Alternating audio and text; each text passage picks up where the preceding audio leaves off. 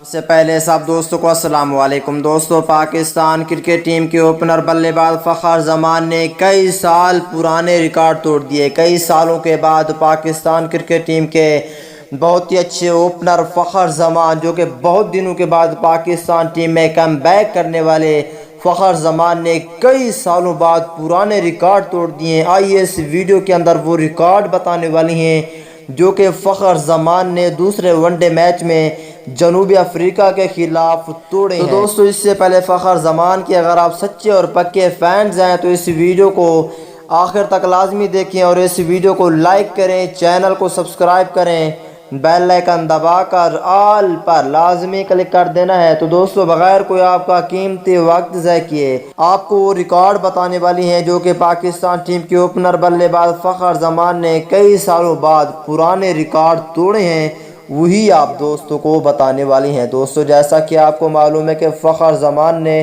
دوسرے one day match میں 192 runs بنائے ہیں۔ دوستو، 2 سنچریاں مکمل نہیں کر پائے، لیکن بہت ہی اچھی زبردست قسم کی بیٹنگ کی ہے۔ اس بیٹنگ کے بعد بہت بڑے اعداد اپنے نام کر لیے ہیں پاکستان ٹیم کے اوپنر بلے باز فخر زمان نے۔ دوستو، جنوبی افریقہ کے خلاف جوہانسبرگ میں کھیلے جا رہے دوسرے ون ڈے میچ میں فخر زمان نے کئی سالوں بعد پرانے ریکارڈ توڑ دیے۔